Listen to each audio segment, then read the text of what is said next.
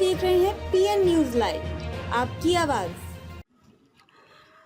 हरित सफर की पहल के अंतर्गत सतत शहरी गतिशीलता समूह सस्टेनेबल अर्बन मोबिलिटी कलेक्टिव की शुरुआत।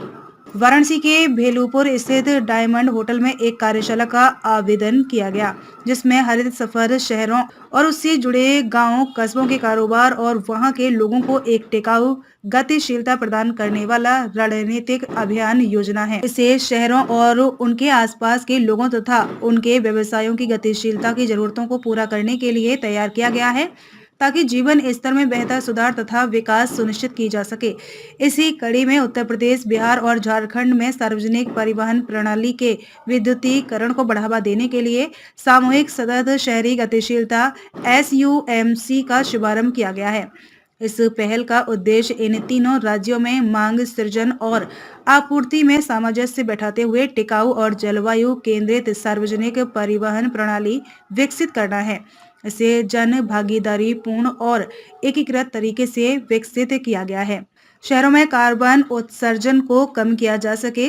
सामूहिक सतत शहरी गतिशीलता SUMC की घोषणा वाराणसी में द क्लाइमेट एजेंडा द्वारा आयोजित स्वच्छ और समावेशी शहरी परिवहन प्रणालियों पर पहले क्षेत्रीय सम्मेलन में की गई। द क्लाइमेट एजेंडा वाराणसी उत्तर भारत का एक पर्यावरण संबंधी संगठन है।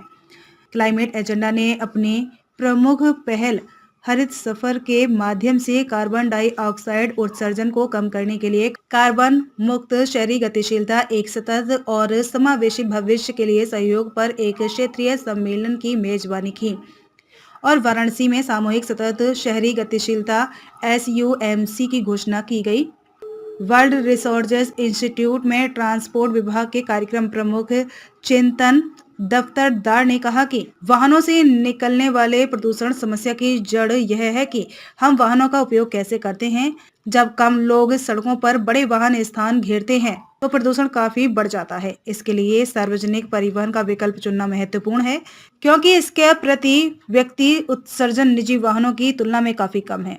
इसीलिए वाहनों का सही इस्तेमाल वायु प्रदूषण से निपटने में महत्वपूर्ण भूमिका निभा सकता है। मेरा नाम एकता है और मैं क्लाइमेट एजेंडा की डायरेक्टर हूँ। क्या कहेंगे, किस तरह का आज कार्यशाला? देखिए, आज का कार्यक्रम जो है वो सस्टेनेबल अर्बन मोबिलिटी नेटवर्क को प्रमोट करने का है, उसका अनाउंसमेंट करने का है। और ये नेटवर्क जो है पिछले 4-6 महीने से जो हम ये मोबिलिटी को लेकर काम कर रहे हैं, अलग अलग प्रदेश में लोगों से मिल रहे हैं। इसके लिए हमने कई रीजनल बैठकें भी की हैं, पटना में की है, लखनऊ में की है, एक रीजनल बैठक आज हम कर रहे हैं। उसके तहत इस नेटवर्क का अनाउंसमेंट है और हम इन सभी प्रदेशों में, झारखंड में, बिहार में, मध्य प्रदेश में, उत्तर प्रदेश में एक पोटेंशियल देख रहे हैं कार्बन एमिशन को कम करने के लिए। परिवहन के सेक्टर में लोग उत्साही हैं और लोग उसके लिए काम करना चाहते हैं।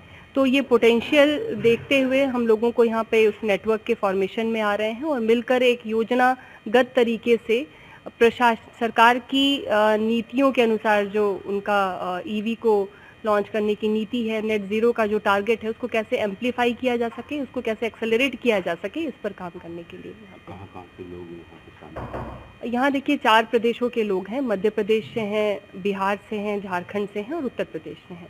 मुख्य किन मुद्दों में चर्चा है? पूरा जो मोबिलिटी का इशू है, जैसे बार बार रिपोर्ट्स आ रही हैं कि ये परिवहन से बहुत सारा उत्सर्जन हो रहा है और परिवहन के उत्सर्जन को कम करने के लिए नई नई तकनीक आ रही है। जिस तरीके से इलेक्ट्रिक व्हीकल आया और उसको प्रमोट किया गया, आपने देखा होगा कि अलग अलग योजनाओं के तहत जो है वो बसेज आ रही हैं। बनारस में भी बसेज आई हैं और भी दूसरे बहुत सारे इलाकों में आई हैं और इसको बढ़ाने की बात की जा रही है। लेकिन उसकी जो प्रॉब्लम है वो हम देखते हैं कि बहुत से इलाकों में बस लोग चाहते भी हैं लेकिन सरकार इसलिए भी नहीं दे सकती है क्योंकि वहाँ पे इंफ्रास्ट्रक्चर नहीं है। सड़कें उस तरीके की नहीं है कि EV बसेज चलें, क्योंकि वो लो फ्लोर होती हैं, बहुत ज़्यादा गड्ढों में वो नहीं चल सकती हैं, उनके लिए सड़कें अच्छी चाहिए होती हैं। तो ये जो इंटीग्रेशन का जो प्रॉब्लम है, जिसकी वजह से ये बहुत तेज़ी से आगे नहीं बढ़ पा रही है या कह लें इम्प्लीमेंट नहीं हो पा रही है, हम सभी प्रदेश मिल करके ये कोशिश कर रहे हैं कि लोकल एविडेंसेस के माध्यम से उन समस्याओं को बाहर लेके आएं, प्रशासन से और बाकी डिपार्टमेंट्स के बीच में इंटीग्रेशन किस तरीके से पॉसिबल है ताकि कम बजट में भी ज़्यादा बेहतर प्लानिंग की जा